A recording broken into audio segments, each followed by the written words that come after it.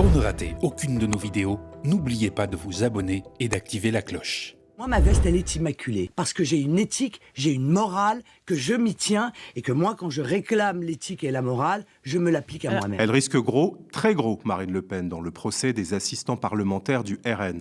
Son avenir politique est en jeu, façon stop ou encore. Mais quelle que soit la réponse des juges, les ténors du RN vont tous répéter le même élément de langage à l'issue du procès, qu'elle soit relaxée ou condamnée. Dans tous les cas, ils diront « Bernard est innocent, mon beau-frère il est innocent ». La boulette, on s'est trompé de magnéto. La régie, est-ce qu'on peut caler le bon magnéto-réaction ? Il arrive ? Bon, oubliez ce que vous venez de voir, et encore désolé, voici comment l'état-major du Rassemblement national réagira après le jugement, qu'il soit favorable ou défavorable à Marine Le Pen. Vous allez voir, ça n'a rien à voir avec l'affaire Grégory. D'abord, j'ai une conviction, c'est que Marine Le Pen est innocente. Vous savez que Marine Le Pen est innocente. Marine Le Pen est parfaitement innocente de ce qu'on lui reproche. Marine Le Pen a fait la démonstration à travers ses avocats de son innocence. Il n'y a pas d'emploi fictif là-dedans. Puisqu'elle est innocente. Puisque Marine Le Pen est totalement innocente. Puisque Marine Le Pen est innocente. Marine Le Pen est innocente. Nous sommes innocents.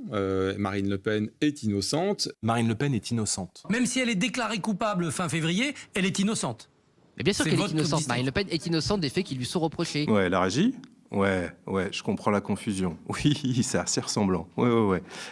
Mais moi, je présente la VAR, pas faites entrer l'accusé. Au football, la VAR, V-A-R, c'est l'assistance vidéo à l'arbitrage. Et aux médias, la VAR, c'est la vérification de la parole des politiques. Dans ce nouvel épisode, on va s'intéresser aux archives du FN, devenu RN, et voir comment le parti dont a hérité Marine Le Pen a donné des leçons d'honnêteté aux autres partis pendant des années, avant de se calmer. C'est parti. Le tribunal correctionnel de Paris dira fin mars Où va l'argent ? Où va l'argent du Parlement européen alloué au Rassemblement national ?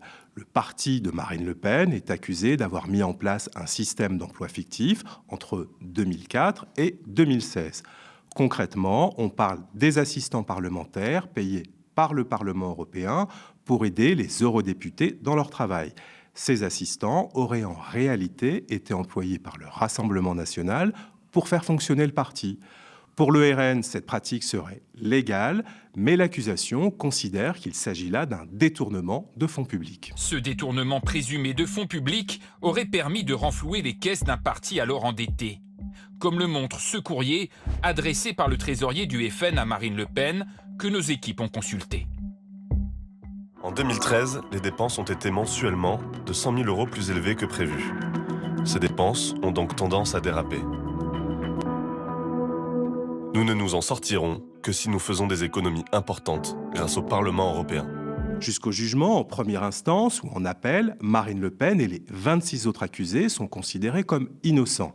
Le parquet a réclamé 5 ans de prison, dont 2 fermes, contre Marine Le Pen, 300 000 € d'amende et une sanction qui la rendrait inéligible durant 5 ans avec effet immédiat, ce qui pourrait lui parer la route de la prochaine élection présidentielle. On va voir maintenant que, quelle que soit la décision que rendra la justice, cette affaire révèle de nombreux paradoxes au sein du RN. Premier paradoxe, c'est qu'avant de se retrouver sur le banc des accusés, le FN, devenu RN, a longtemps pris pour cible les élus des autres partis qui avaient affaire avec la justice. Dans les années 90, le parti cofondé par Jean-Marie Le Pen, se vantait d'avoir les mains propres et la tête haute, au point d'en faire son slogan, comme on le voit sur ces images. Et à la tribune, on l'entendait faire ce genre de jeu de mots. Il est temps de chasser du pouvoir les menteurs, les corrompus, les voleurs. À bas la République, République des ripoux. Dénoncer le manque de probité de l'establishment était devenu un des fonds de commerce de Le Pen père, ce qui lui permettait de positionner son parti comme étant anti-système, un créneau dans lequel Marine Le Pen s'est ensuite engouffrée. L'objectif était le même, attirer vers le FN les électeurs dégoûtés par les partis dits de gouvernement. Et pour ce faire, la fille de Jean-Marie Le Pen s'est présentée à son tour comme une élue incorruptible, faisant face je la cite, à une classe politique vendue et corrompue. Elle en a Du balai ceux qui ne savent pas faire, du balai ceux qui se servent au lieu de servir la population. Son truc, à Marine Le Pen, c'était de surfer sur les scandales politico-financiers, nombreux à l'époque, en espérant en tirer des bénéfices électoraux. Ça n'a pas toujours fonctionné dans les urnes, mais ça lui a permis de maintenir l'attention sur elle. Il faut dire qu'elle était assez douée dans cet exercice, avec un sens de la formule que son père ne renierait pas. Les scandales politico-financiers se multiplient. Chaque jour, les Français voient avec effarement éclater des affaires de corruption, de pots de vin, de détournement d'argent public. Détournement d'argent public, ça ne vous rappelle rien? Le risque, quand on multiplie ce genre de tirades, c'est l'effet boomerang, un possible retour de bâton. Mais à l'époque, apparemment, Marine Le Pen a autre chose en tête. Elle ne se doute pas que lorsqu'on regarderait des années plus tard certaines de ses déclarations, on ne pourrait pas s'empêcher de sourire en l'écoutant. Mais vous n'êtes pas obligé de rigoler. Enfin écoutez, il y a 142 élus en Ile-de-France qui sont mis en examen. Tout le monde a piqué de l'argent dans la caisse, sauf le Front National. Et on trouve ça normal? Oh mais non, c'est pas très grave, à la limite. Les Français en ont marre, mais les Français en ont pas marre d'entendre parler des affaires. Ils en ont marre qu'il y ait des affaires. Ils en ont marre de voir des élus, je suis navré de vous le dire, qui détournent de l'argent. C'est scandaleux. Parce que je vais vous dire, avec tout cet argent, ce qu'on aurait fait... en termes de Restos du Cœur, en termes d'opérations pièges jaunes. C'est combien d'opérations pièges jaunes? Tout l'argent qui a été détourné par les élus. Allez, je vous propose encore une petite pépite qui vous fera sourire ou pas. Dans cette archive de 2013, Marine Le Pen explique que lorsqu'une personnalité politique est condamnée pour détournement de fonds publics, son parti doit la virer immédiatement. Je considère que ça n'est pas parce qu'on est élu qu'obligatoirement on met la main dans le pot de confiture. Ce qui est sûr, c'est que ceux qui le sont, semble-t-il, doivent faire le ménage. Mais je m'étonne, je vois que les partis qui donnent des leçons de morale à la terre entière, M. Guérini n'est toujours pas viré du Parti Socialiste, alors qu'il aurait dû l'être depuis des années. M. Kucheda, etc., est resté membre du Parti Socialiste. M. Dallongeville, il est resté également extrêmement longtemps. Et quid comment s'appelle-t-elle? Sylvie Andrieux. On lui a demandé gentiment à Madame Andrieux de bien vouloir se mettre en congé. Voilà. Mais elle n'est pas exclue, il n'y a pas une commission de discipline, non. Alors très objectivement, je pense que l'UMP et le PS feraient bien de faire le ménage dans leur rang. Alors, ce parti anti-système a-t-il fini par mettre en place un système d'emploi fictif ? À en croire le courriel envoyé par l'ancien trésorier du RN, que l'on a vu tout à l'heure, ce qui a conduit le parti devant le tribunal correctionnel de Paris, c'est un gros trou dans la caisse. Un gros trou qui les a forcés à trouver un moyen, légal ou non, ça, les juges le diront, un moyen de combler le déficit. Au FN, devenu RN, les problèmes de trésorerie, c'est pas nouveau. Déjà en 2007, après les défaites à la présidentielle et aux législatives, Marine Le Pen fait le tour des plateaux télé pour expliquer que son parti est fauché. Alors vous pouvez sortir vos mouchoirs, je vous préviens, parce que le magnéto qui arrive est trop triste.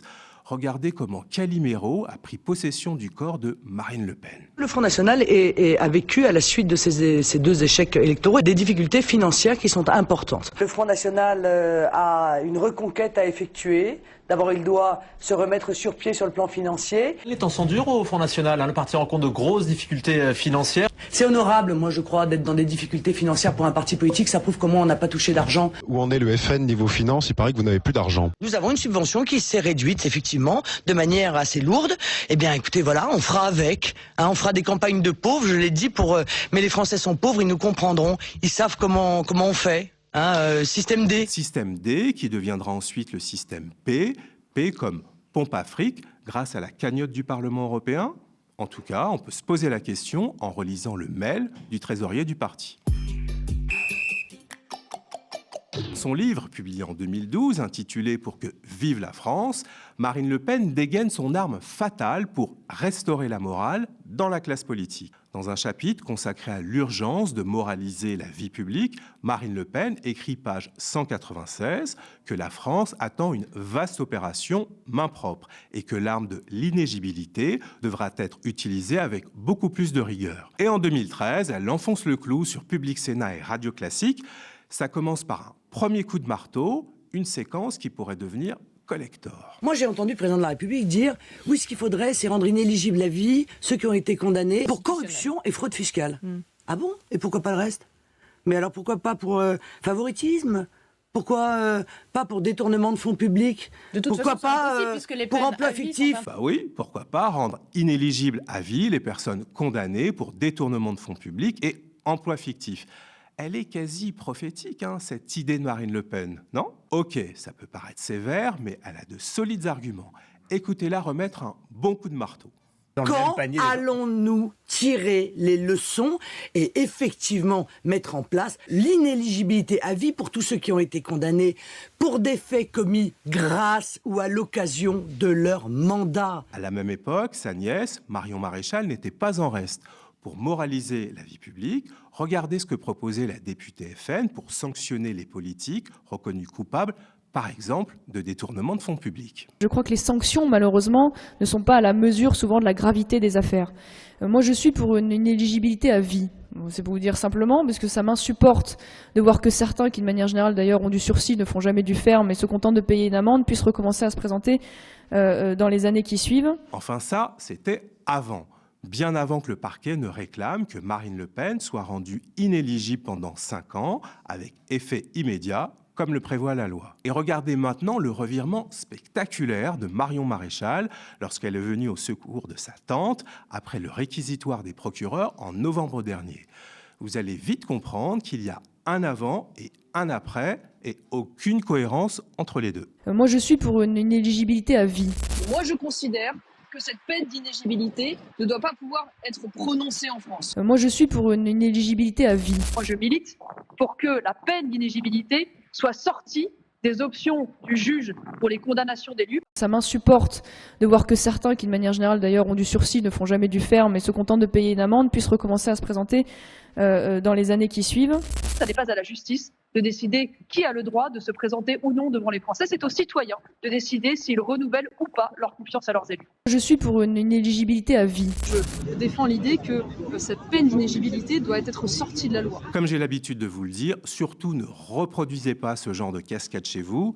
Laissez ça aux professionnels du retournement de veste. C'est plus prudent. Sachez enfin, comme l'a relevé cet article du journal Le Monde, que Marine Le Pen a discrètement effacé de son programme présidentiel la question de la morale publique, et ce, depuis sa campagne de 2017, c'est-à-dire 2 ans à peine après la mise en examen du Front National dans l'affaire des kits de campagne. On n'est jamais trop prudent, d'autant que le parti sera finalement condamné en 2023 pour recel d'abus de biens sociaux. Dans la dernière partie de cet épisode de la VAR politique, on va voir comment le RN a abandonné sa posture moralisatrice, celle du « tous pourris », pour passer à une position défensive, celle du « on est tous innocents », pour faire face aux accusations. Avec le procès des assistants parlementaires du Rassemblement national, a-t-on assisté à un procès politique ? Autrement dit, Marine Le Pen et les 26 autres prévenus ont-ils été convoqués devant le tribunal en raison de leur opinion ? La justice s'est-elle laissée instrumentaliser à des fins politiques ? À ces questions, tous les cadres du RN ont répondu d'une seule voix. Vous doutez de la neutralité des juges, vous aussi, lorsque Mme Le Pen dit que le parquet serait de mauvaise foi, par exemple ?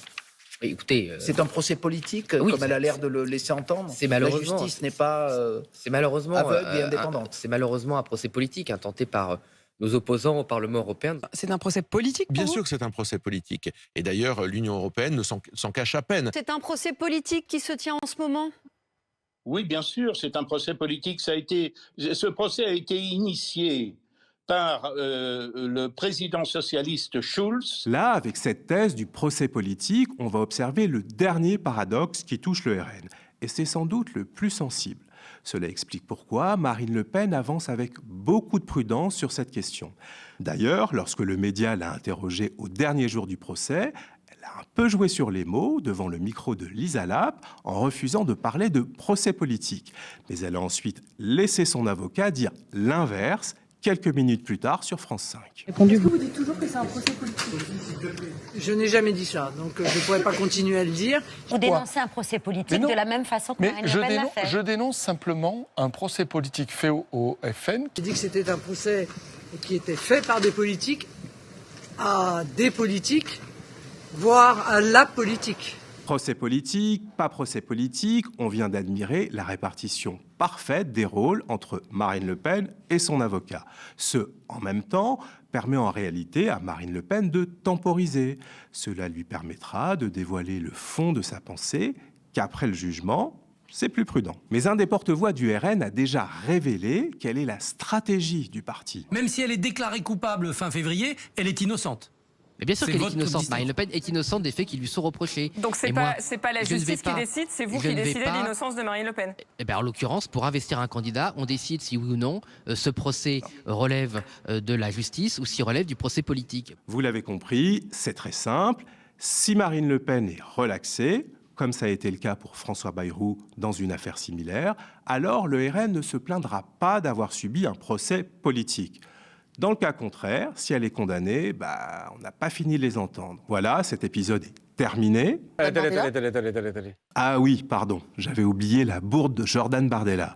Si vous l'avez manqué, regardez comment le président du RN a dû sortir les rames après avoir rappelé que pour être candidat du RN, il faut avoir un casier judiciaire vierge.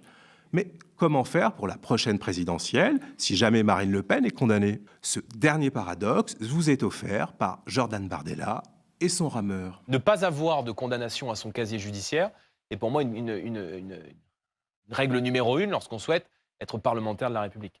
Deuxième point qui a pêché dans cette campagne, Jordan Bardella. Attendez. Maxime. Si Marine Le Pen est condamnée? Si, avec des si, il y a un appel. Et si l'appel confirme la première sanction et qu'il y a des législatives en 2027 ou une présidentielle en 2027, Marine Le Pen ne peut pas être candidate parce qu'elle aura été condamnée, c'est ce que vous venez de dire. Mais l'appel ne confirmera pas puisque Marine Le Pen est totalement innocente. Oui, mais bon. Mais bon quoi? Ça c'est ce que vous dites. Non, mais c'est ce que je dis, c'est ce que je crois, c'est ma conviction. Mais vous venez d'édicter une position de principe qui est de dire qui a toujours été la s'il y a nôtre. condamnation, il n'y a pas de candidature. Donc, et ça vaut pour tout le monde, on est d'accord. Mais évidemment que ça vaut pour tout le monde. Verdict de la VAR, Jordan Bardella a réussi à marquer un but splendide contre son camp. Voilà, c'est terminé pour de vrai. Merci d'avoir suivi ce nouvel épisode de la VAR politique. Si vous l'avez regardé sur YouTube, dites-nous ce que vous en avez pensé en laissant un commentaire, likez si vous avez aimé et restez connectés aux médias.